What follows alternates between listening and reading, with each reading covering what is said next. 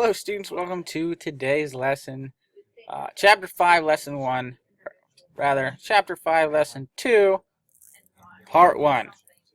So, we had to split the lesson up into two different lessons because it was just too much for one day.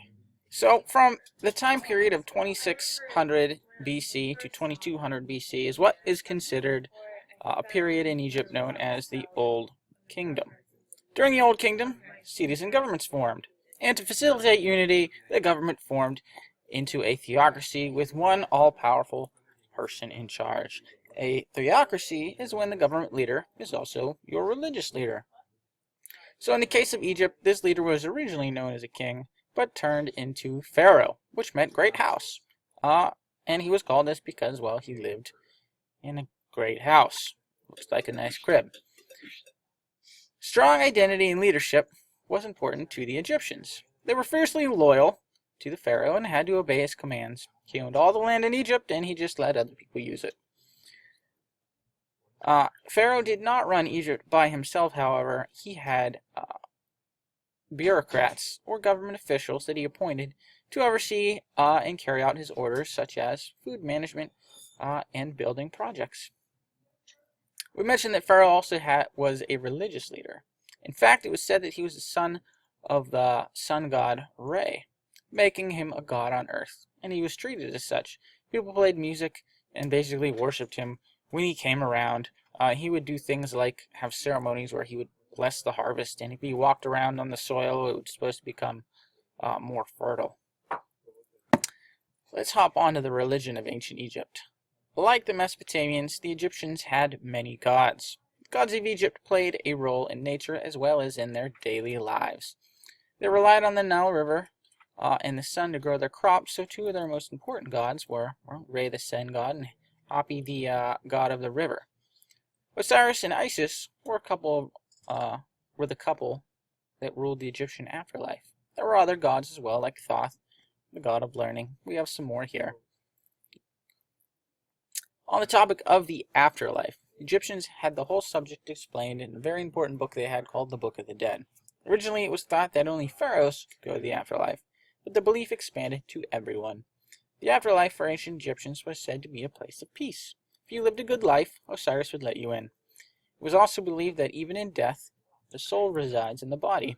Therefore, if the body decayed into nothing, there was nowhere for the soul to reside, so they didn't want that. That's why they started the process of embalming.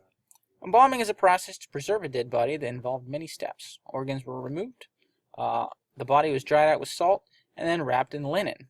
And this dried up husk of a corpse is then a mummy. Here we have a mummy here. So there's more steps to it than that. And if you choose to do that one option, I believe that's option 1 for your project for this chapter, you can learn all about it. So rich folk were buried in fancy tombs, often with belongings that they thought would help them in the afterlife. Poor folks were buried in caves or in the sand in the desert. Even animals were mummified, like cats here. The Egyptians had a unique way of handling the dead, but different strokes for different folks, as I say. But it did have an impact on their medical knowledge. All the handling of human bodies and surgical removal of organs gave them a good basic knowledge of human anatomy. They could splint broken bones and sew up big boo-boos. They even wrote down their medical knowledge on that papyrus paper they used, creating the first medical texts. So that's going to be all for today. We'll pick up tomorrow with the pyramids. On the next page, you'll see our assignment for the day. We're going to have a little fun with this. Basically, it's a forum, because I want everyone to try and pick a different god, but not necessarily, at least a different fact about a god, and put them in the discussion board so we all learn a little bit about all the different gods that we barely touched on. So basically, pick a god, any god you want.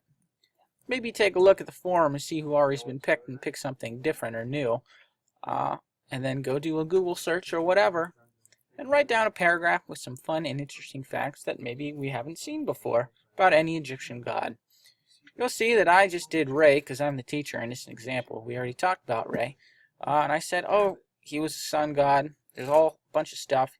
It said he was reborn every day when the sun comes up and he battles chaos.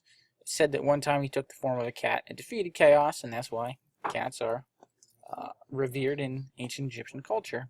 Yeah, I even put a little picture here. Oh, the chaos god was a snake. So boom, some interesting facts about Ray. You can do Ray too if you want, just try to put something different.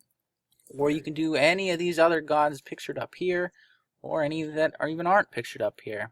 You've got Amun, Isis, Osiris, Ray, Seth. Horus looks fun. Geb, Anubis, very popular Egyptian god. Pick anyone you want, put something interesting, and then hey, maybe read all the other posts so we all learn a whole bunch. So that's it for today. If you have any questions, let me know. Otherwise, have fun finding interesting facts about Egyptian gods. Alright, have a good one.